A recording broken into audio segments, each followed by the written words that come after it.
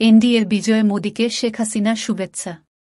ভারতের লোকসভা নির্বাচনে ভারতীয় জনতা পার্টির বিজেপি নেতৃত্বাধীন জাতীয় গণতান্ত্রিক জোট এনডিএর বিজয়ে প্রধানমন্ত্রী নরেন্দ্র মোদিকে শুভেচ্ছা জানিয়েছেন প্রধানমন্ত্রী শেখ হাসিনা। বুধবার ৫ জুন মোদিকে পাঠানো চিঠিতে শেখ হাসিনা বলেন, ১৮তম লোকসভা নির্বাচনে এনডিএর নিরঙ্কুশ বিজয়ে বাংলাদেশের পক্ষ থেকে আমি আপনাকে আন্তরিক অভিনন্দন জানাই। বিশ্বের বৃহত্তম গণতন্ত্রের নেতা হিসেবে আপনি ভারতের জনগণের আশাকাঙ্ক্ষা বহন করেন। আপনার দৃঢ়প্রত্যয়ী বিজয় নেতৃত্ব, প্রতিশ্রুতি এবং দেশের প্রতি আস্থা ও আত্মবিশ্বাস বাড়ায়, যোগ করে শেখ হাসিনা। তিনি আরও বলেন, আমার দৃঢ় বিশ্বাস যে আমাদের বন্ধুত্বপূর্ণ এবং ঘনিষ্ঠ সম্পর্ক সব ক্ষেত্রেই অব্যাহত থাকবে। কারণ আপনি টানা তৃতীয় মেয়াদের পুনর্নবীকরণ ম্যান্ডেট নিয়ে যাত্রা শুরু করবেন।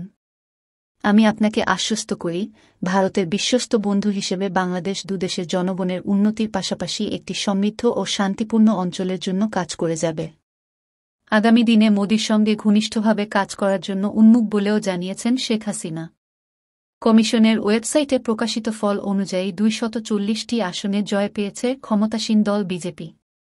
৯৯টি আসনে জয় পেয়েছে প্রধান বিরোধী দল কংগ্রেস। ভারতের পার্লামেন্টের নিম্নকক্ষ ৫ মতো ৪৩ সদস্যের লোকসভায় সংখ্যাগরিষ্ঠতা পেতে একটি দল বা জোটের ২৭২টি আসন প্রয়োজন।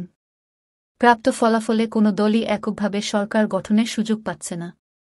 তবে ঘোষিত ফল অনুযায়ী জোটগতভাবে বিজেপি নেতৃত্বাধীন ন্যাশনাল ডেমোক্রেটিক অ্যালায়েন্সের এনডিএ মোট আসন সংখ্যা দাঁড়িয়েছে ২৯৩টি।